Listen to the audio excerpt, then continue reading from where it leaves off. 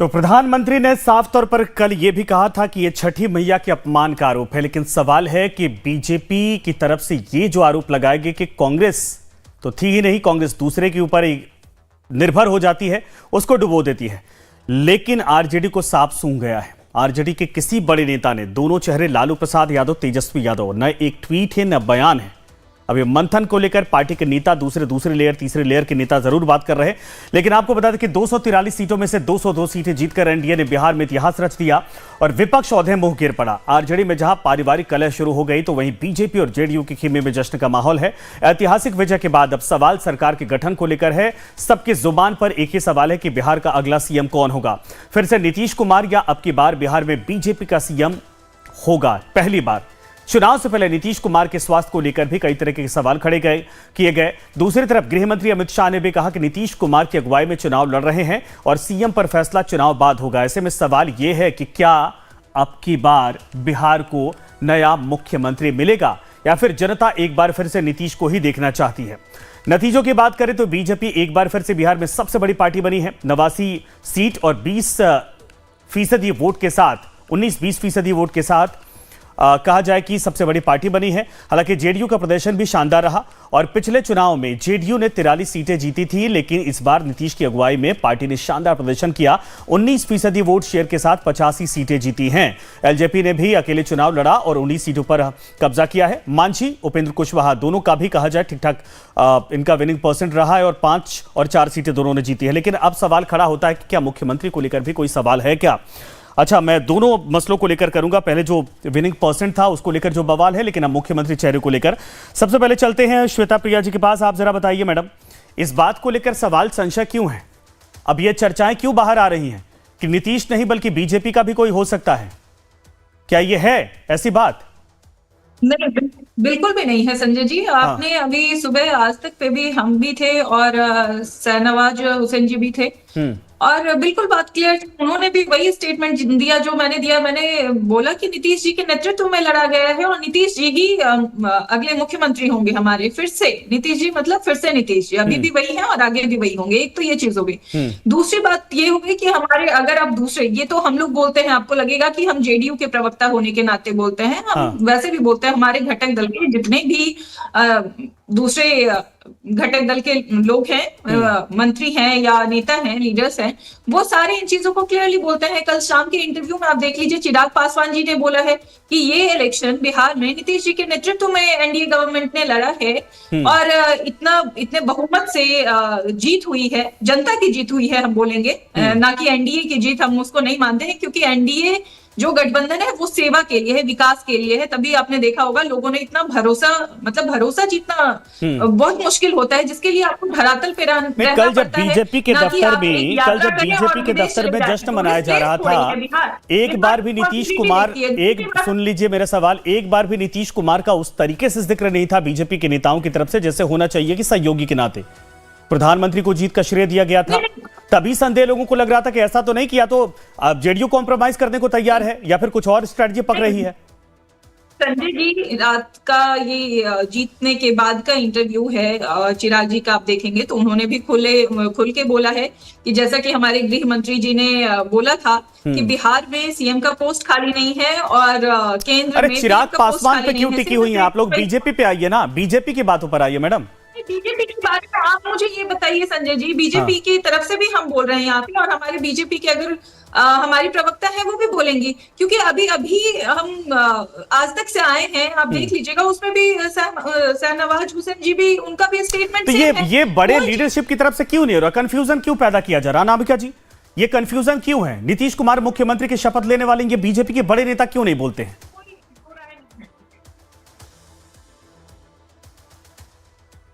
आपकी आवाज नहीं आ रही है, अनम्यूट करिए। कोई कंफ्यूजन नहीं है, हमें लगता है आप ही कंफ्यूज कर रहे हैं और जनता भी कंफ्यूज नहीं है। अरे हम कहां कंफ्यूज कर रहे हैं? ये तो चुनाव में भी मुद्दा उठा था मैडम अनामिका जी। ये तो बीजेपी के नेता खुलकर नहीं बोल रहे, इसलिए हम आप सभी कंफ्यूज हो जा रहे हैं। के लोगों के तरफ से ये कंफ्यूजन क्रिएट किया जा रहा था। मैं आपको बता देती हूँ कि हमारे यशस्वी गृह मंत्री जी ने भी यही कहा था कि नीतीश जी के नेतृत्व में चुनाव लड़ रहे हैं और हमें मुख्यमंत्री के लिए घोषणा क्यों करनी? हमारे तो मुख्यमंत्री नीतीश जी ही हैं और हमारे आदरणीय सम्राट चौधरी जी हो या कई बड़े लीडर के स्टेटमेंट आ चुके हैं कि हमारे नीतीश जी ही मुख्यमंत्री होंगे, उनके नेतृत्व में ही बिहार आगे बढ़ेगा। और अगर महागठबंधन की ओर से इस तरह की बातें जानबूझ के फैलाई जा रही थी, कंफ्यूजन क्रिएट किया जा रहा था, में कोई कंफ्यूजन नहीं है। अभी जेडीयू से भी सुना आपने, हम भी आपको बोल रहे हैं कोई कंफ्यूजन नहीं है। और जहां तक अभी वोटों की बात चल रही थी या लालू जी नहीं, उस पे आएंगे एक बार मुख्यमंत्री का चेहरा तो साफ कर लें, क्योंकि आप लोग तो तय अभी कब तक करेंगे या क्लियर मैसेज देंगे, तब तक तो ये जो आपने खबर फैला दी है इसको लेकर। अजीत जी जरा बताइए, टाइगर अभी जिंदा है? जेडीयू का ये जो बड़ा सा पोस्टर नीतीश कुमार के साथ था, सिर्फ नीतीश कुमार की बड़ी सी फोटो, बाकी प्रधानमंत्री भी छोटे वहां पर दिखाई दे रहे, ये प्रेशर पॉलिटिक्स थी कि भाई सीटें तो उनकी भी ऐसी आ गई हैं, चिराग पासवान के साथ कॉम्बिनेशन अगर उधर बना, क्या ये प्रेशर डाला गया था या फिर इसकी चर्चा अलग तरीके से हो रही है? इसमें कोई मतभेद नहीं है? नहीं, इसमें कोई मतभेद नहीं है, अलग तरह से ये चर्चा हो रही है। हालांकि बीजेपी के कुछ कार्यकर्ता हैं, कुछ नेता हैं जिनका ये मत है कि बीजेपी का सीएम बने, लेकिन बहुत ज़्यादा सीटों में भी अंतर नहीं है। 89 सीट्स जो है भारतीय जनता पार्टी की है और जनता दल यूनाइटेड की जो है 85 सीट्स है, और बहुत विनिंग सीट बहुत सारी लूज कर गई, तो बहुत ज़्यादा अंतर भी है, वोट शेयर में भी बहुत ज़्यादा अंतर नहीं। लेकिन सरकार बनाने की स्थिति में तो है ना बीजेपी हनुमान के साथ, चिराग पासवान के साथ बीजेपी है, लेकिन ये बहुत पुराना अलायंस है। हाँ। और इसी अलायंस ने जो है जंगल राज, वो लोग जो सो कॉल्ड कहते हैं तथाकथित जंगल राज, उसको ध्वस्त किया था, तो ये लोग लगातार उसके साथ हैं और नीतीश जी को सर्वमान नेता मानते हैं। मैंने जब मैं फील्ड में था उस समय भी देखा कई जगहों पे कि बहुत सारे मतदाता ऐसे भी थे, मोदी इम्पैक्ट तो है ही और पूरे समस्त भारत में है, लेकिन बिहार में विशेषकर मैंने देखा कि मैं एक महिला से पूछ रहा था कि भाई आप किसको वोट दीजिएगा, तो वो उन्होंने साफ साफ ये बताया कि भाई बहुत कलई है। तो हम बोले कौन? तो बहुत कैले हैं। हाँ, बहुत काम किया है, बहुत कैले है। हम बोले कौन? तो नीतीश कुमार। तो एक बार मजबूत करे के बाद, तो इस तरह का हम सुनते थे, तो मुझे ये लगा कि निश्चित तौर पे एक नीतीश का भी ट्रैक्शन था। और अभी भी जो है एक बड़ी संख्या 2020 में क्यों देखी नीतीश कुमार? 2020 में एलजेपी ने जो कोर वोटर था उसमें डिवाइड हो गया। तो महिलाएं तो नीतीश कुमार के फैन है फिर तो महिलाओं का लगातार वो बढ़ता जा रहा है। एक जनता दल यूनाइटेड ने एक कॉन्स्टिट्यूएंसी को नर्स किया है वुमन को, तो वो लगातार वो बढ़ता जा रहा है। अभी जो उन्होंने 35% आरक्षण दिया पुलिस सेवा में, प्लस जो है वो 10,000 रुपीज जो है वो उन लोगों को व्यापार करने के लिए पंचायतों वो बढ़ता ही जा रहा है। तो ये इसका इम्पैक्ट पड़ रहा है कि वो पहले से भी कर रहे हैं, उसका इम्पैक्ट जिन लड़कियों को साइकिल मिला था जब वो बच्ची थी, तो वो अब महिला हो गई हैं, तो उन लोगों के अंदर वो भावनात्मक रूप से जुड़ गई हैं नीतीश से। तो ये तो इम्पैक्ट है, वुमन फैक्टर जो है वो नीतीश के साथ जुड़ता है। साथ साथ कुछ डेवलपमेंटल वर्क भी हुए हैं, अपार्ट फ्रॉम इंडस्ट्री का डेवलपमेंट नहीं हुआ है, लेकिन जो सड़कों की स्थिति है या बिजली की स्थिति है उसको लोग नीतीश को वो देते हैं। अच्छा, अगर तो बीमार होने के करें तो बिहार में उस तरीके का डेवलपमेंट नहीं है, लेकिन बिहार में जब जाएंगे जिन्होंने उस तरीके की सिचुएशन देखी नहीं थी, उनके भी लिए भी ये सड़कें संजीवनी से कम नहीं है। अच्छा ठीक है, मैं आता हूं सर, समय थोड़ा कम इसलिए बीच में रोक रहा हूं। जयंत भाई इस बात का जवाब दीजिए सर, आपके पास मैं कम आ पाया, पिछली बार रोहिणी आचार्य पे मसला था। महिलाओं को लेकर नीतीश कुमार की तरफ अट्रैक्शन, और दूसरा यह है कि लालू परिवार या फिर तेजस्वी युवा अपने आप को युवाओं से कनेक्ट करते रहे, लेकिन महिलाओं को लेकर हमने भी देखा कि आपके रैलियों तक में महिलाएं नहीं दिखती थी, और नीतीश कुमार प्रधानमंत्री की रैलियों में भर भर कर महिलाएं होती थी। क्या आप लोग इस मामले में बहुत बड़ी चूक कर गए? एक तो आप लोगों का कोई तेजस्वी के अलावा कोई चेहरा नहीं था जो हर एक वोट बैंक को साध सके, ऊपर से आप लोग सरकार में नहीं थे, और ये समझ ही नहीं पाए कि नीतीश कुमार बहुत चतुराई से महिलाओं का वोट बैंक अपनी तरफ करते चले गए। मैंने कहा ना कि इस पर बहुत गहन विचार विमर्श की आवश्यकता है, और आपने जो प्रश्न उठाया है वो एक सच्चाई है कि बीच चुनाव में आदर्श आचार संहिता लगने के बावजूद जिस तरह से अलग अलग तिथियों में उनके खाते में पैसे डाले गए वो एक तरह से उल्लंघन ही था। लेकिन सांगठनिक तौर पर हम इस बात को समझते हैं कि अखिल बिहार स्तर पर जरूर कोई एक महिला चेहरा जिनकी जनसभा हम लगाएं और उनको बड़े पैमाने पर लोग सुनने आए, तो राबड़ी देवी जी की सभाएं 15 के विधानसभा चुनाव तक लगती रही हैं। 19 में भी कहीं कहीं उनकी जनसभा लगी और इसको हम खुद भी महसूस करते हैं। तो फिर आप लोग कैसे ये दावा करें कि 90% वोट जो पड़ा है उनको, जो कि गलत तरीके से पड़ा है, जब आप खुद कह रहे हैं कि भाई महिलाओं को मतलब 50% वोट तो आपका ऐसे ही कट गया? नहीं, क्या दावा? अरे कांग्रेस कह रही है, आपके नेता कह रहे हैं कि भाई ये तो मशीनरी का कमाल है, 90% वो स्ट्राइक होना। संजय जी, दरअसल हम लोगों ने सबसे ज्यादा महिलाओं को 24 टिकट दिए इस बार, सिर्फ राष्ट्रीय जनता दल ने, और बाकी घटक दलों को मिलाकर ठीक ठाक संख्या। 2015 में भी 10 महिलाओं को उतारा था, 10 में 10 ने जीत दर्ज की। 2020 में भी हमने 17 महिलाओं को टिकट दिया, ठीक बात है कि उसमें 6 या 7 जीती। इस ट्रेंड को हम आगे बढ़ाएंगे, लेकिन 50% महिलाएं अगर नीतीश जी के साथ होंगी तो फिर तो 50% सारी महिलाएं अगर होंगी फिर 50% वोट उनका हो जाएगा, फिर तो किसी और की जरूरत नहीं होगी। लेकिन ऐसा है नहीं, ये एक परसेप्शन बनाया गया है, इसका सच्चाई से लेना देना नहीं है। मैंने आपसे कहा ना कि आज भी सबसे अधिक वोट राष्ट्रीय जनता दल को मिले हैं।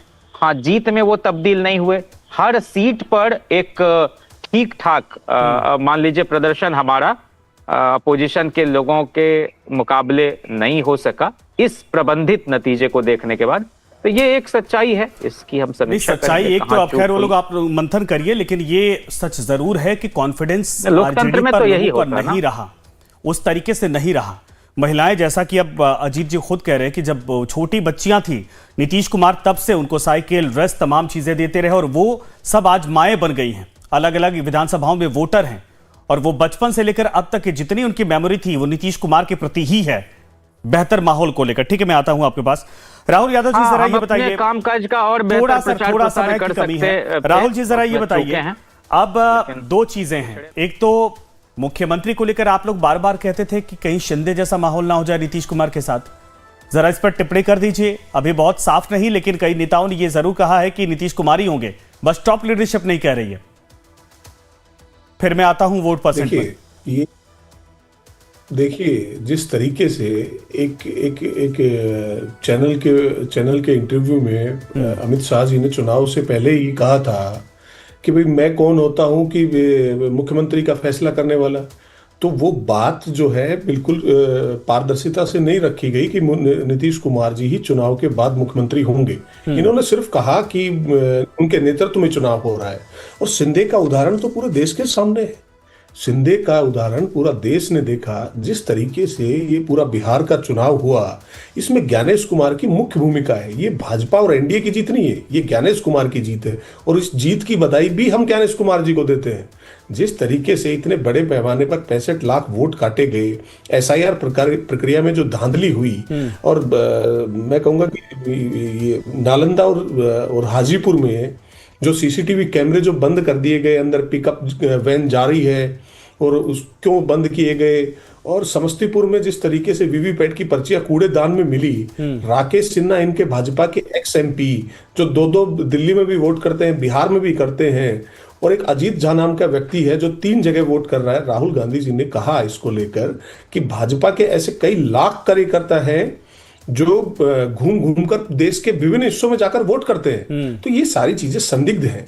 और दूसरा ये है कि एक महिला के खाते में 10-10 हजार जो आचार संहिता के दरमियान जो डाले गए, क्या उन चीजों से वोट प्रभावित हुए कि नहीं हुए, इस पर ज्ञानेश कुमार ने क्या संज्ञान लिया, क्या कार्रवाई अगर यहाँ 10,000 डाले गए तो हरियाणा में आप लोग क्यों हार गए, महाराष्ट्र में क्यों हार गए, मध्य प्रदेश में क्यों हार गए? आप लोग आरोप लगाते हैं कि उनके कार्यकर्ता जा रहे हैं, वो ज्यादा वोट करवाते हैं, फर्जी वोट डाले जाते हैं, आपके कार्यकर्ता कहां रह जाते हैं पीछे? प्रबंधन का भी तो सवाल खड़ा होता है। अनिल जी इसका जवाब, अजीत जी इसका जवाब दीजिए। ये जो बार-बार ज्ञानेश कुमार का विपक्ष एक नया तरीका निकाल लिया है, हार की जिम्मेदारी लेने के बजाय ज्ञानेश कुमार को बधाई दी जा रही है। देखिए, 2010, 2015, 2020 ज्यादा दूर जाने की जरूरत नहीं है। 2010 में जो है एक इसी तरह का मैंडेट था बिहार में, जिसमें नीतीश कुमार मुख्यमंत्री थे और इसी तरह का मैंडेट आया था। उसके बाद 2015 में जब लालू जी और नीतीश जी एक साथ लड़े तो उस समय में अलग अलग तरीके का आया मैंडेट, नीतीश जी उनके साथ गए और उधर चले गए। फिर 2020 में जो है एलजेपी चुनाव अलग लड़ी और एक खेमा जो है भारतीय जनता पार्टी का, उसको बोला गया कि लोजपा, ये भाजपा ही लोजपा है और उसकी वजह से उस तरह के डिफरेंसेज आए। तो मतदाता में नीतीश के प्रति निष्ठा अभी भी बनी हुई है। नीतीश कुमार सामने थे, किसी ने ये नहीं बोला कि नीतीश कुमार मुख्यमंत्री नहीं ये 90% वाला कई लोग भी सवाल पूछ रहे हैं कि 90%। तो आप 2010 में ऐसा सवाल क्यों नहीं उत्पन्न हो रहा था, अभी क्यों हो रहा है? महाराष्ट्र में आपका 85% बीजेपी का स्ट्राइक रेट होता है, बिहार में 90% होता है, हरियाणा में भी लगभग इसी तरीके से होता है, 88% के आसपास। देखिए, जब जो विनिंग वोट है ना, जब एक माहौल जनता के बीच में बनता है, अगर वो ये चाह भी रहे हैं कि दूसरी पार्टी को दें, अगर वो ऐसा दिख नहीं रहा है ग्राउंड पे, तो वो जो विनिंग वोट है वो सोचते हैं कि why should I waste my vote, तो वो वोट फिर चला जाता है। अभी इन्हीं की मैं इस क्षेत्र के बारे में बता रहा हूँ। ये हाजीपुर की बात कर रहे हैं, वहां बता रहे हैं कि वो गलत हो गया वहां कुछ, ठीक है। हाजीपुर में जो है यादव कैंडिडेट लड़ा करता था और इनका कैंडिडेट यादव जीता था, वहां यादव की अच्छी संख्या है। इन्होंने कैंडिडेट अल्पसंख्यक किसी को बनाया था जिसकी संख्या जो है 200 है। अच्छा। तो जाति का भी देखना पड़ता है ना, गुनागणित की क्या है। कैंडिडेट्स वहां यंग देना था, वो जो 2090 से लड़ रहे हैं चुनाव, उन्हीं को कैंडिडेट बनाया। दूसरा शहरी क्षेत्र था, तो ट्रैक्शन होता, लड़ने का ट्रैक्शन होता आरजेडी से नहीं, ज्यादा ट्रैक्शन होता कांग्रेस से, कांग्रेस को कैंडिडेट बनाते वहां, और अगर हार जाती तो कांग्रेस 3-3 बार विधायक रही है वहां पर। जो हाजीपुर की सीट है, मतलब आप ये कह रहे हैं कि इन लोगों के अंदर में देखिए, इन लोगों पब्लिक ने जो कास्ट वाला एक फैक्टर होता था बिहार में, उसको तोड़ दिया है, ब्रेक किया है। कास्ट वाला फैक्टर कम हुआ है। कास्ट तो है, पूरे समस्त भारत में है। कास्ट जो है उसको खत्म नहीं किया जा सकता, लेकिन रैशनलाइजेशन भी हुआ है। एक जाति में अगर यादव के 100 वोट्स हैं तो 100 के 100 वोट किसी एक जाति विशेष को नहीं मिलते हैं। उसमें रैशनल वोट भी होते हैं, उसमें फर्स्ट टाइमर वोटर्स जो होते हैं वो भी फ्लोटिंग वोट भी होते हैं। 60% लगभग हो सकता है कि एक तरफ जाए, 51% एक तरफ जाए, लेकिन रेस्ट 49 जो वोट हैं वो तो अलग अलग दिशा में जाते हैं ना। जो फर्स्ट टाइमर वोटर है वो अपने दोस्तों से, बच्चों से सुनता है कि भाई कौन जीत रहा है, कौन ने काम किया है, आपस में वो लोग डिस्कस करते हैं, उसके आधार पे देते हैं। तो हर कास्ट में जो है, कास्ट कॉम्बिनेशन तो बिहार में है ही, और पूरे देश भर में है, हर राज्यों में है। वो नहीं, वो अलग चीज है। जीते ही थे, तेजस्वी उप मुख्यमंत्री हुए थे, उस समय तो वही कास्ट कॉम्बिनेशन था। स्ट्राइक रेट नहीं था ना सर इतना, ये 90% 101 जीते, 89 सामंजस्य, आपसी सामंजस्य के साथ एक उस समय में मजबूत स्थिति में थी। भारतीय जनता पार्टी भी मजबूत स्थिति में, विपक्ष भी मजबूत था। अभी जो है लोकसभा लड़े, लोग मजबूती से लड़े, 9 सीट जीते आपस में। वो चीजें जो है अभी विधानसभा में दिखने को नहीं मिला। ऐसा लग रहा था कि ये कांग्रेस से इनका अलायंस नहीं है। कांग्रेस जो जिस तरह से उस प्रचार हो रहा ये था, बातें तो कांग्रेस के नेता भी, अब देखिए केंद्रीय नेतृत्व उनका कुछ और कह रहा है, लेकिन जो बिहार के वहां के यूनिट है, इकाई है, उसके नेता खुद कह रहे हैं कि भाई आपस में हमें लगा ही नहीं था कि कम्युनिकेशन हमारा हो रहा है। कोई नेता जमीन पर उतरने को तैयार नहीं था। कुछ नेता गए तो वो अपने चुनाव लड़ने में व्यस्त हो गए। ठीक है, मैं आता हूं अनामिका जी, जरा इस बात को बताइए ना, ये लोग नहीं समझ पा रहे। जैसे अब अजीत जी कह रहे हैं कि ये एक छोटी छोटी कड़ियां मिलकर बहुत बड़ी बीजेपी के फेवर में हो गई, लेकिन आप लोग तो जमीन पर थे ना, जमीन पर ये कैसे आप लोगों ने एग्जीक्यूट किया आखिर? देखिए, ये मैंने पहले भी कहा कि ये चमत्कार आज का नहीं है। ये चमत्कार आप 2005 से देखिए ना। 2005 से जितनी योजनाओं को धरातल पर उतारा गया और जितनी ईमानदारी से हमने काम किया, चाहे वो महिलाओं के लिए हो, युवाओं के लिए हो, या कनेक्टिविटी सड़कों के लिए हो, एयरपोर्ट के लिए हो, स्वास्थ्य सेवाओं के लिए हो। अभी देखिए, ये लोग हॉस्पिटल की बात करते हैं, अभी हर जिले में हमने मेडिकल कॉलेज डाल दिए, हर जगह अस्पताल खुल रहे हैं, कॉलेज खुल रहे हैं। आप फैक्ट्री की बात करें, 16 एथेनॉल फैक्ट्री चल रही है। आप बॉटलिंग में देखें तो बिहार नंबर 1 पे है। और कहीं ना कहीं आप देखेंगे कि 20 से 25 का जो रिजल्ट है उसमें आपको बहुत अंतर दिखाई पड़ रहा है। उसके कई सारे फैक्टर हैं। आप देखे होंगे कि मतलब 20 से 25 के बीच बिहार के विकास ने रफ्तार पकड़ी। जिस गड्ढे को हमें भरने में 15 साल लगे, उस गड्ढे को भरने के बाद, समतल होने के बाद हमने इंफ्रास्ट्रक्चर खड़ा किया। अब आप किसी भी सेक्टर को देखेंगे, किसी भी वर्ग को देखेंगे, तो उसमें आपको विकास दिखेगा, समृद्धि दिखेगी, लेकिन इन लोगों को नहीं दिखाई देगा। इन लोगों को इसलिए नहीं दिखाई देता है क्योंकि ये सिर्फ अपनी बातों को सोचते हैं, अपनी बातों को रखते हैं। जनता के नब्ज को ये नहीं पकड़ पाए कि जनता क्या चाहती है? इस महागठबंधन को भगाने के लिए बिहार की जनता ने एनडीए सरकार को चुना। अब वो उस महागठबंधन के लोग अब खुलेआम बिहार की जनता को धमकी दे रहे हैं। आपने देखा कि आरजेडी के मंत्री किस तरह से बोल रहे थे कि अगर हम नहीं जीते तो हम नेपाल बना देंगे, बंगाल बना देंगे। और इनका ये जो उदंडपन है इनके प्रवक्ताओं में भी आ गया था। और ये अब बिहार नेपाल बंगाल वाला बयान तो मुझे लगता है कि इलेक्शन के बाद आया था, वोटिंग के बाद आया था। आप भी पूरी तरीके से जवाब नहीं दे रहे। मैं ग्राउंड में स्ट्रेटजी समझना चाह रहा आप लोगों का। काम तो जो है कि आपका मुझे लग रहा है गुजरात से ज्यादा आप लोगों ने कहीं काम नहीं किया है। स्ट्राइक रेट वहां भी 84-85 के आसपास है, लेकिन बिहार में उससे भी बढ़िया हो गया। बिहार में उससे भी बढ़िया हो गया। ठीक है, मैं आता हूं आपके पास। जयंत भाई, इस बात को समझाइए। अब समझिए, आप लोग तो खैर मंथन करेंगे क्योंकि आप डॉक्टरेट भी हैं, इस बातों को गहराई से समझते हैं। अगर मैं आरजेडी से इतर आपको ये सवाल पूछूं कि ये जो पूरी ग्राउंड पर चीजें जो बीजेपी की तरफ से है, क्या आप लोग एनालिसिस नहीं कर पाए थे? मेरे पास कई फीडबैक है कि 2 साल से 1 साल से 3 महीने से 2 महीने से अड्डा जमाकर वहां पर अजीत जी वहां पर बैठे हुए थे बीजेपी के नेता। ये बात क्या आरजेडी और कांग्रेस के नेता नहीं समझ पाए?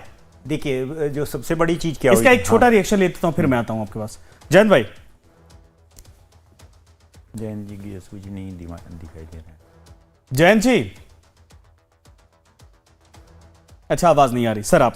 हाँ। देखिए, जब प्रधानमंत्री जी रैलियां कर रहे थे तो उसमें मंडल अध्यक्षों को शामिल किया जा रहा था और वो सभी मंडल अध्यक्षों से भी जो है अपने बात का विचार विनिमय कर रहे थे। जबकि वहाँ पे रैलियां जो हो रही थी छोटे छोटे जगहों पे हो रही थी और भीड़ इकट्ठा करने के लिए, और पता नहीं मुझे सामंजस्य ही नहीं दिखा। कोई ऐसा नहीं लगा कि कोई ज्वाइंट रैली हुआ हो पूरे चुनाव के दौरान। कोई जो महागठबंधन का है या इंडिया ब्लॉक का ज्वाइंट तरीके से रैली हुआ, जो सामंजस्य था आपस में वो दिख नहीं रहा था। और दूसरी चीज है कि धीरे धीरे एक बनता चला गया, एक नैरेटिव बनता चला गया। नहीं, कांग्रेस का तो खैर समझ में नहीं आया। आरजेडी इतनी आश्वस्त थी कि अगर मान लीजिए वो चुनाव हारती तो भी 70-80 सीटें पिछले बार के रिकॉर्ड को वो मेंटेन कर सकती है, पिछले बार की अपनी सीटों को। लेकिन सीधे वहां से खिसक कर 25 पर आ जाना, वोट परसेंट लगभग उतना ही, थोड़ा मोड़ा का अंतर पड़ा है, लेकिन सीटें इतनी ज्यादा कम हो जाना, ये पार्टी मैनेजमेंट जो प्रबंधन था, पार्टी का प्रबंधन था। आज की तारीख में हर पॉलिटिकल पार्टी जो है वो प्रबंधन कराती है, पोल्स मैनेजर होते हैं और वो इन सब चीज़ों का आकलन 2-3 एजेंसियों से कराती है, उसके आधार पे देती है। उसमें बहुत गड़बड़ी रही होगी, मुझे ऐसा लगता है। उन लोगों को गलत तरीके से फीडबैक दिया गया है। मुझे भी इस तरह का ये अंदाजा नहीं था कि इतनी खराब स्थिति होगी आरजेडी की। अच्छा, ये संजय यादव को लेकर अब थोड़ा मैं चाहूंगा कि इस पर अगर आप चाहें तो बात कर सकते हैं। पार्टी का काडर कह रहा है कि उन्होंने मेन वोटर को छिटकाया। पार्टी का काडर ये कह रहा है कि जिन्होंने जमीन पर काम किया उनको टिकट नहीं दिया गया, ये just because of Sanjay Yadav. Party के परिवार के 2 लोग छिटक गए। क्या ये आरजेडी को खोखला करने का जो आरोप लगाया जा रहा है तेज प्रताप यादव की तरफ से? कई मुझे तो मैं कई जिलों में ऐसा मुझे संकेत मिले कुछ कर्मठ कार्यकर्ताओं के द्वारा, क्योंकि मैं अगर बातचीत कर रहा हूँ, कोई सर्वे कर रहा हूँ तो उसमें सब तरह के लोग हैं जो क्वालिटेटिव सर्वे करते हैं, उसमें दूसरी पार्टी के लोगों से भी हम लोग बातचीत करते हैं। तो मैंने कई निष्ठावान कार्यकर्ता, जो निष्ठावान नेता था, उसकी टिकट कटे या कुछ भी, उन लोगों की शिकायत थी कि मिलने नहीं दिया जाता है, वो मिलते नहीं हैं और ये संजय यादव सारा डील करता है। तो वो चीज़ें जो है वो थोड़ा मुझे लगा कि ऐसा कुछ है। अब मैं तो पार्टी के अंदर कोई सदस्य हूं नहीं, लेकिन बोला कि मिलने ही नहीं देते हम लोग को तेजस्वी यादव से। कई लोगों का ये आरोप था। कई लोगों का आरोप था। जयंत जी, मेरी आवाज आ रही है आपको क्या?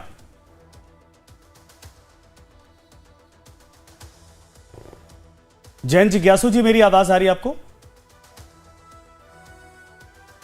अच्छा ठीक है, नहीं आ पा रही। राहुल जी, इसका जवाब दीजिए। आपके अलायंस की पार्टी के भीतर तो भाई साहब घमासान मच गया है।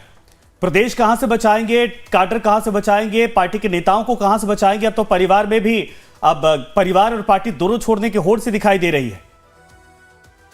जिसके बलबूते आप लोग सोच रहे थे कि सरकार में आ जाएंगे, वो परिवार भी अब एक नहीं रहा। देखिए, ये आरजेडी का आंतरिक मामला है। इनको उनके नेतृत्व के स्तर पर चीज़ों को देखा जाएगा कि कहाँ क्या हुआ है, क्या नहीं हुआ है, कहाँ पे चूक हुई है। हम अपनी पार्टियों में इंटरनल मूल्यांकन भी करेंगे इस हार को लेकर, और एक बड़े विश्लेषण के साथ हम सबूत जुटा रहे हैं, अभी डेटा जुटा रहे हैं कि कहाँ क्या गड़बड़ ज्ञानेश कुमार जी ने कहाँ गड़बड़ की है, क्या इसमें मैनिपुलेशन हुआ है, इन सारी चीज़ों को लेकर हम तार्किक रूप से एक विश्लेषण करेंगे। अब ये पार्टियों का इंटरनल मामला है, उस पर मेरी टिप्पणी करना मुनासिब ठीक है। आप लोग ज्ञानेश कुमार के पीछे पड़ गए हैं, है ना। एक छोटी टिप्पणी, समय खत्म हो चुका है जी। ज्ञानेश देखिए, आत्म मंथन करिए सर। मुझे तो यहां तक फीडबैक मिला है कि आप लोग ताज होटल के 6वें फ्लोर से इनके नेता नहीं नीचे उतरे, और ये मंथन करने को ये कह रहे हैं कि अब जो कि हमारे वोट बैंक कम हो गए, हमारी सीटें नहीं आ पाई। मुझे वहां पे ही बिहार में ही कुछ कांग्रेस कार्यकर्ताओं ने कहा कि जब एक अकेला तस्वीर लगा हुआ था, जब घोषणा हुई थी मुख्यमंत्री की, तो उस पर आपत्ति थी उन लोगों को कि मेरे नेता राहुल गांधी का फोटो क्यों नहीं लगा हुआ है, जबकि आप देखेंगे कि एनडीए में सभी नेताओं का फोटो लगा रहता था। तो ये सब चीजें मायने रखती है, जो कार्यकर्ताओं को उत्साहित करती है। अब नेताओं के दम पर, अगर स्टार कैंपेनर के दम पर चुनाव जीतना हो जाए, तो मुझे लगता है कि बीजेपी की जो माइक्रो मैनेजमेंट करने की नौबत है वो भी ना आए, वो भी प्रधानमंत्री का चेहरा लगा के सीधे जीत जाए। लेकिन वो जानते हैं कि जमीन पर पहुंचना जरूरी है, और चुनाव इसी तरीके से जीता जाता है। समय खत्म हो चुका है सर। आप सभी का धन्यवाद हमारे साथ जुड़ने के लिए, समय देने के लिए। कुल मिलाकर देखिए, वोट परसेंट की राजनीति कहा जा रहा कि सुप्रीम कोर्ट भी जाने की तैयारी कांग्रेस पार्टी कर रही है। कांग्रेस ने समय दिया है, 2 सप्ताह का समय दीजिए। जो कमियां हैं वो भी बताएंगे, लेकिन जो वोट चोरी हुई है उसको लेकर भी सबूत लेकर सुप्रीम कोर्ट जाएंगे। लेकिन सवाल यही है कि जनता का आखिर विश्वास कैसे जीत पाएंगे। महिलाओं का एक तरफा वोट पड़ा है, आपकी सीटें घटती नहीं, बहुत घट के खत्म होने की नौबत आ गई है। आरजेडी तक, जैसे सही बोला प्रधानमंत्री जी ने, उसके बाद अब तक एक ट्वीट और एक रिएक्शन तक नहीं आया है। अब सवाल ब्लेम गेम या आत्म मंथन, ये विपक्ष को सोचना होगा। लेकिन सरकार बनाने की स्थिति में एनडीए है। अब नीतीश कुमार मुख्यमंत्री बनते हैं या नहीं बनते हैं, आने वाले वक्त में यह भी अपडेट हम आपको देने वाले हैं। धन्यवाद।